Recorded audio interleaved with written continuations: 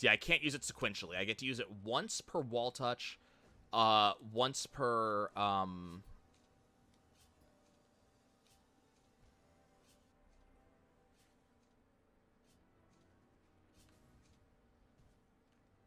not sure what you mean by is there fall down. So she had us. So she had us. Take the yarn, and then the idea was you threw the yarn to your partner country, and then you held your section. Oh, is there fault there? No, no, oh, no, no. When I press the button, I instantly dash. So the dash is instant as soon as I press the button. It doesn't have that same height loss as down attack or double jump. So, China, we get the yarn. China throws the yarn ball to Europe. Europe holds their end of the yarn and then throws the yarn ball to Argentina, or wherever the next one would be. So eventually we get this giant web of yarn meant to show kind of how everything is interconnected, globalization, all that good stuff. So then the teacher does a stupid thing. They decide to leave the room while we're all holding our balls of yarn, or our piece of yarn. So the kids decide they want to kind of stretch the yarn. So everybody starts leaning back and stretching the yarn, things like that. Cracking up at that concept of, because everybody's holding onto the yarn, no one falls down when you lean back. But they decided they were going to be stupid, so everybody decides to let go of the yarn, which leaves only me holding onto the yarn because I didn't realize what was going on. So they let go. And what happens when you have, yarn under pressure and everybody lets go? When was this? 20 years ago. Okay. No, damn it. I wasn't ready for it. So everybody lets go. The yarn ball, gets 100% snagged, snarled. It was terrible. And I'm the one holding it. So the teacher decides that she has to punish someone for it. So her decision is to punish the only person holding the yarn, which was me. So I have this. I mean, this had to be, this is a fairly large yarn ball. So it's, probably 200 or 300 feet of yarn. So she says that I have to go home and I have to unsnarl the yarn. I'm not allowed to have my parents help me unsnarl the yarn. And until the yarn ball is fixed, I don't get to have recess. I have to just sit on this cold brick wall until during recess, until the yarn ball is unsnarled. Well, naturally, the first thing I did was I told my parents. My parents got really upset. They helped me with it. They complained to the school.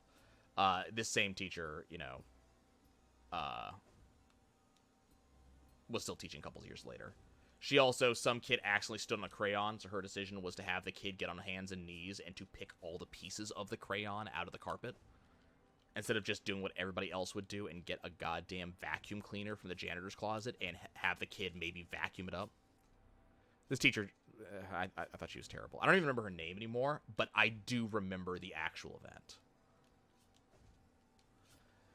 Yeah, I mean, it's punishment for the sake of punishment. It's just be terrible to someone. And then what was even worse is I didn't do anything. I was the one holding the bag. But it wasn't that I did something wrong. It's that I was the one who had the evidence in hand, therefore punish me.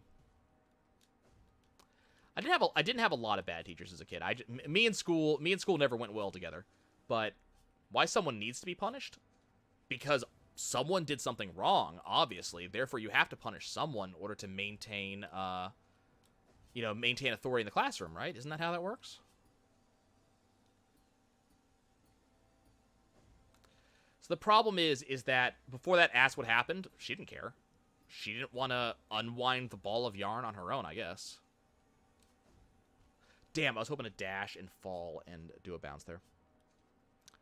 So the problem is, and I learned this. I was never amazingly good at this when I was a store manager. But what I learned is that bad leaders feel that they need to prove their authority, and so good leaders bring authority in with them, and they maintain authority by getting the respect of their followers. So, if I need to have authority, right? So I need you to do what I ask you to do. That's part of my authority. If I tell you to do something, I need you to do it. And the reason you listen and do what I ask you to is because of authority, because I am an authority figure. I'm above you, so you're going to listen. But authority comes from some places, and it comes from respect, and it comes from fear, it comes from, friendship, which is mostly the respect, let's be fair. It comes from a lot of places. Bad leaders tend to think it comes from fear and forcing people to do what you want them to. And the problem is she was a bad leader. A teacher is an authority figure. A teacher is a leader of children and leading them on the path to learning. And she was a bad authority figure because she thought that fear and control was the way you establish authority. I always thought the best way to establish authority was to establish a friendship and mutual understanding by making it obvious the things I'm asking you to do are for the good of whatever we're together in. So we're working to, have sales in a store. So if we're working to having sales in a store, then the things that I ask you to do both are needed things, they're required, and they increase sales. And I continue to have my authority by making sure that you and I are personable. You have a reason to respect me. I'm never going to ask you to do something I wouldn't do on my own. And not only do you know that because I told you that, you know that because I showed you that I will do it too. If I'm going to ask you to clean the bathroom, I'm going to show you that I will also clean the bathroom.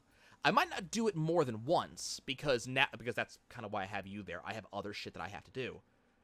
But I will show you that I will also clean the bathroom. So if you can't for whatever reason, let's say you broke your leg, right?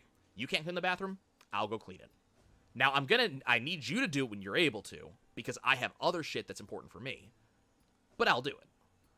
And I think that's a big part of that respect piece is knowing that your leader's not asking you to do something that they wouldn't do themselves. And then there are the bosses that do that kind of fake, hey, how you doing? How's the wife? They don't really care. They're asking because they want to feel like they're actually, they want you to feel that they're actually on the same page as you and they're friends, things like that. They don't care. There's the people who go, hey, I heard your mom is sick. How's she in the hospital? There's stuff like that. There's the people that when you ask for emergency time off, they go, I'm going to help you with that. Because they truly care about you. That shows respect goes in two ways. And a real leader needs to be able to do that. And it's small things. It's tiny things. You ask how people are doing. You remember what they tell you. You listen to what they're doing. You don't fake it. If you fake it, you lost everything you had. And so damn it, this is the wrong time for this.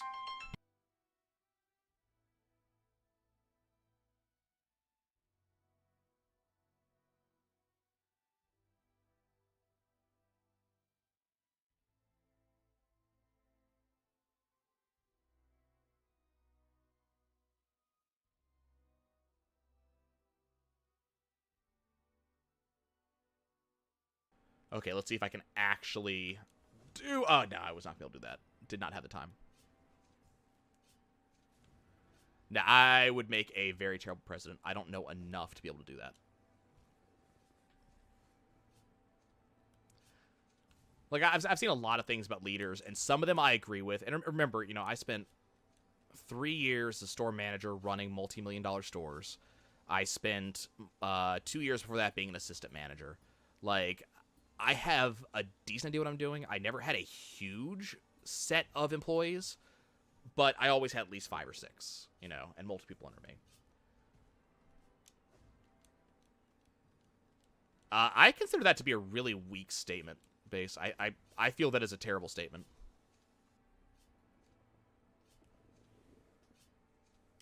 Like, I consider that to be just a not good thing to ever tell someone. Oh, okay.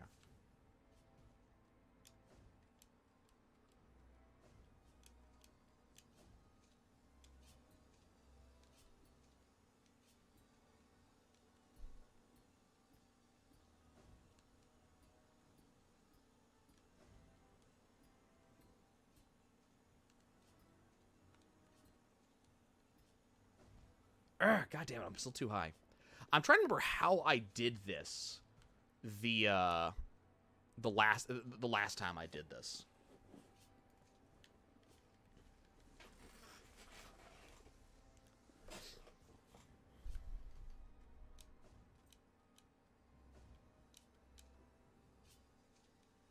And that was timed wrong.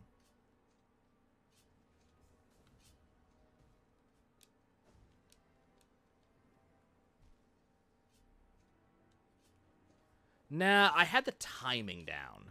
And I'm trying to remember what the timing was. It's the timing that's the problem.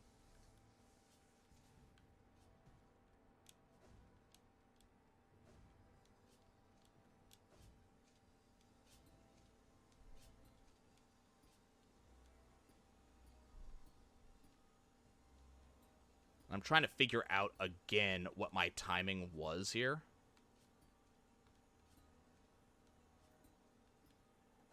Ah, that was it. That was the timing. I just was too high on my dash.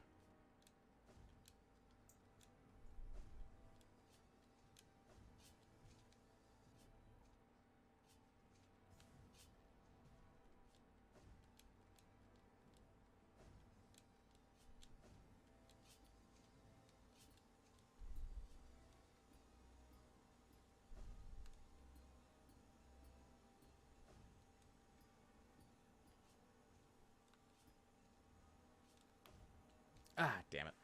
Went too far.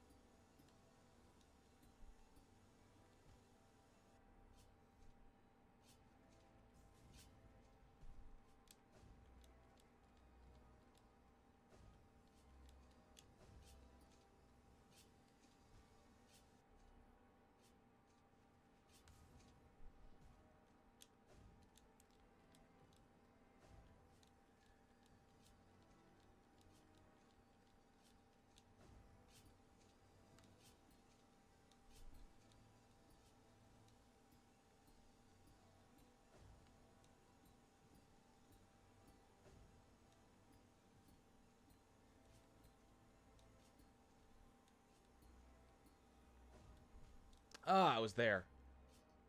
I was there. I just didn't jump fast enough.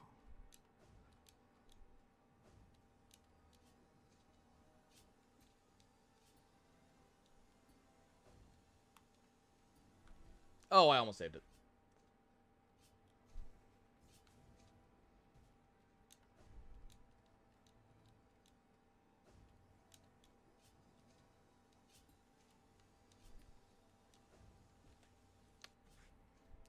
I remember there was a flow that I had at the end of the last stream when I could just go at this very specific pace, and I was always hitting the exact thing I wanted.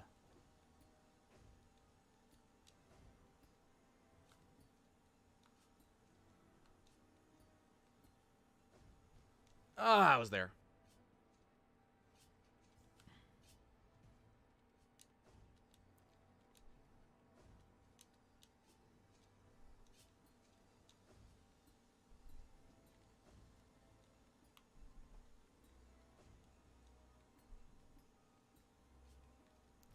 Damn it. There was this flow I had where I was just basically floating to the right-hand side on this constant movement.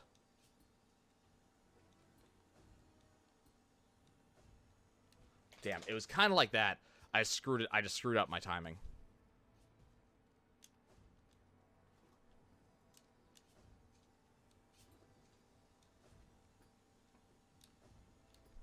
So kind of like that. I need to stay on that large saw though.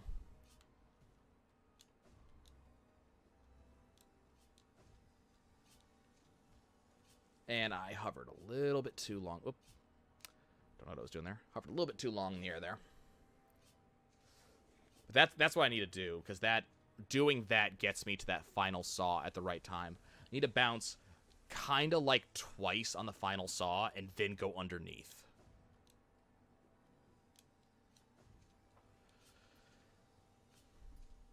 So, Base, I see what you're saying.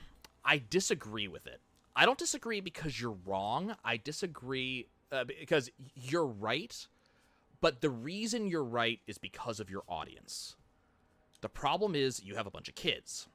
And while kids can be smart and kids can do a lot of things, what kids do not tend to be good at is reasoning things through.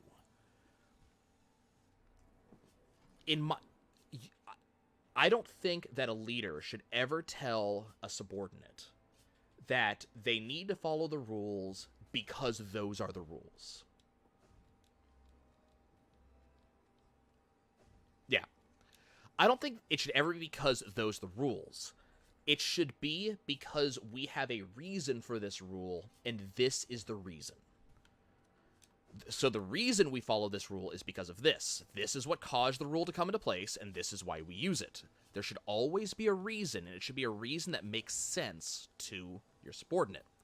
If your subordinate questions your rule, you explain how it works. If they don't accept your questioning, you answer their questions, and you keep going. If you can't get them to agree that your rule is necessary, you need to be able to go back and answer the question, why can I not convince them?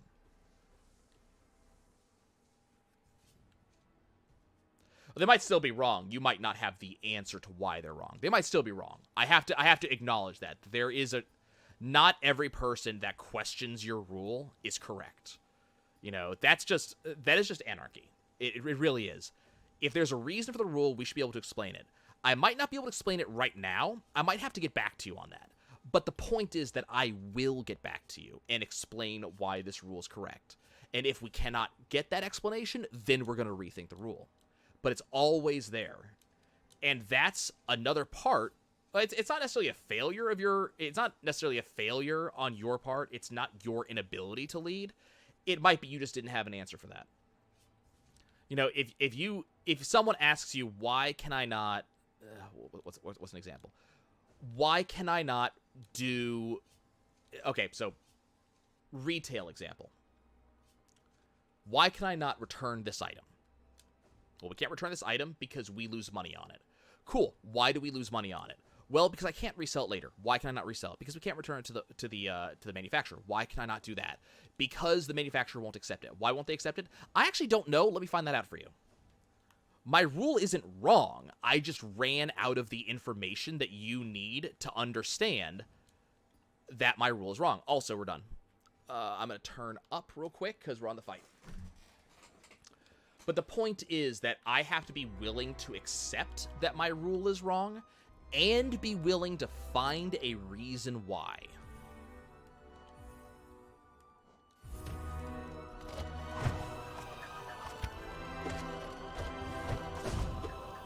That sucks. Okay.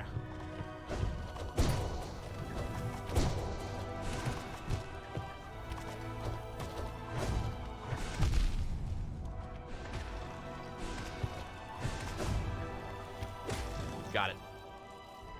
Okay. If I'm correct, and I believe I am, that was the path of pain. Ooh. I believe that's me and the king.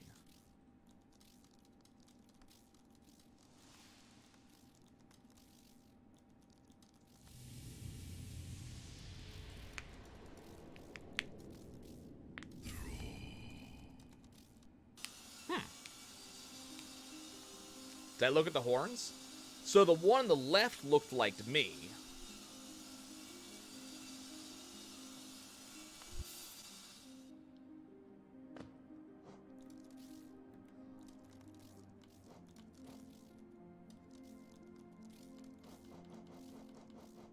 Seal of Binding. An intricate seal of ancient design used to contain a powerful force or to preserve something of great importance. So is this... We're supposed to be the child of the king? We're supposed to be a clone of the king? Not 100% sure. Oops. Well, there was a past night. It wasn't me. Whoop, did not want to be on that. Okay, cool. Okay, so I'm gonna do one last thing before we go to the final boss, or at least where I believe the final boss is. I did complete the path. I told you it was gonna happen.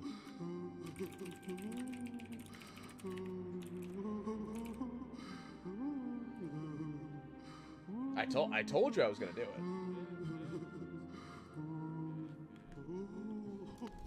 That's why I appreciate that that person came in and said they had spent 6 hours on the path, because I'm able to look and go, okay, I spent 3.5. So it helps me kind of gauge where I am versus others. I will say I am a little bit disappointed there was no achievement for Read the Path of Pain. That feels like there's something should have been an achievement for. But yeah, you need to be able to explain to a person why the rule works the way it does, and being willing to accept that, you're wrong, and also willing to, there we go. Well, it was all that for... It was all of that for a cutscene, and also for the accomplishment that I did it. And for me, that's why I play anything hard, is because it's the accomplishment that I did it. Surbase, have you looked at the achievements that I am currently missing? Like, there's a lot of shit in this game that is, like, somewhat unreasonable for the casual gamer. So saying that you're no, I'm sorry. Saying that you're not going to give me an achievement for Path of Pain because the casual gamer isn't going to get it. No, so the Hunter's not going to accept us because we're still missing at least one entry. So someone told me what it is. So the entry that we're currently missing, where am I right now? Okay, cool.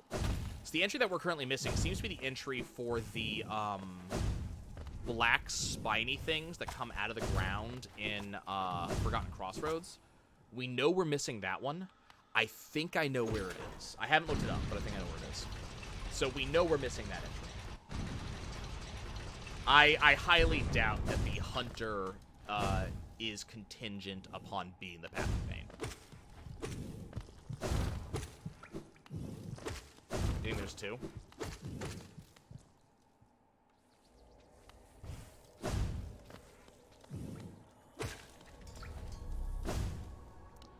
So the thing I'm thinking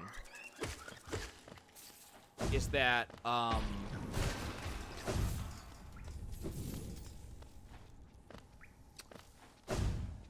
hold on. Where am I?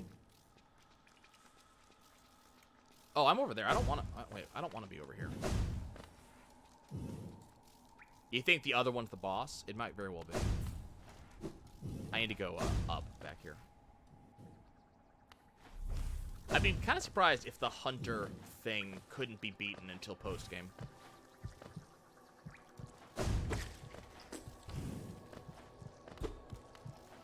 Okay, this is not where I want to be. Where do I want to be? Is it this one? Yeah, okay, cool. So, there is a spot up here that I never figured out the relevance.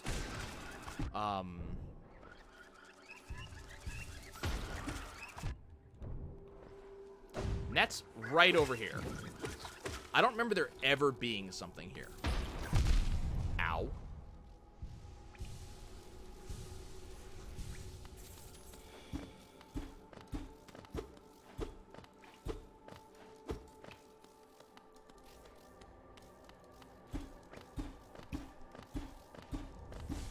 Okay, that was my idea.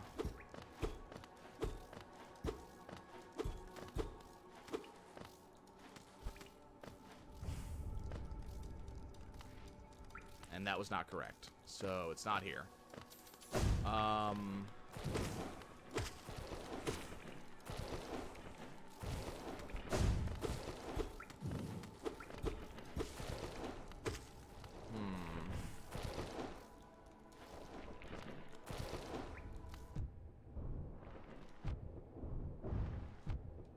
Okay, so there's nothing in that wall.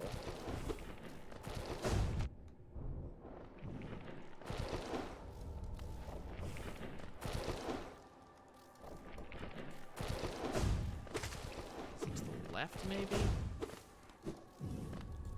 Isn't there one more room that has those guys? Yeah. So I kind of expect it to be in here somewhere. I've been up there.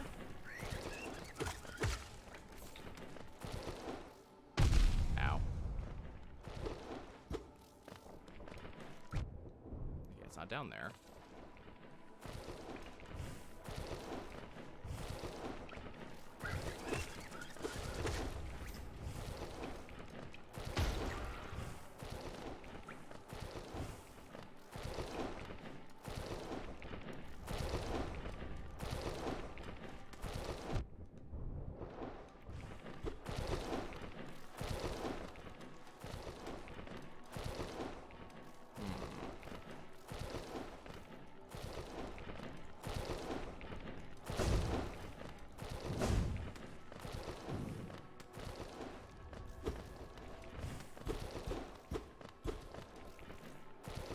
How am I so sure about the tendrils thing? Because we don't have an entry for these guys. Okay, that was that.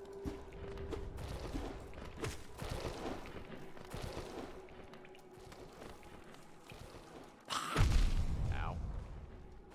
So the thing is, I don't have an entry for these guys, so I'm pretty sure these guys are one of them. Problem is, I have no idea where the entry for these guys could be. Didn't I find a corpse in the deep nest? Okay, so here, let's look at our journal. So I found a corpse for that thing, for the Garpede.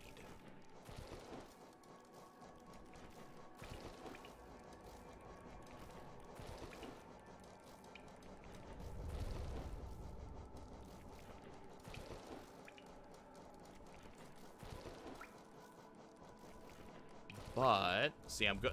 So these guys are all for this area. We do not have an entry for these guys. So there is an entry for these guys somewhere, and I just gotta figure out where it is.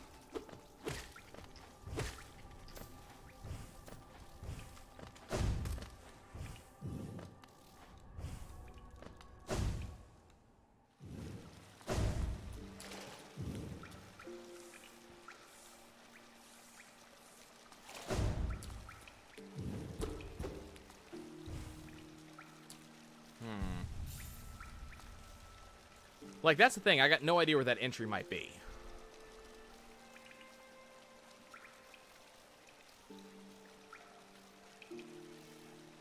Like, there doesn't appear to be any kind of random place I haven't found.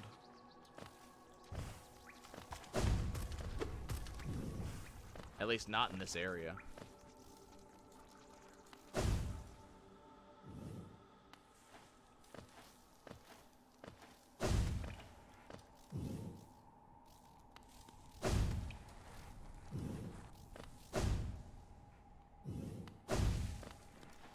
There's more of these guys over here.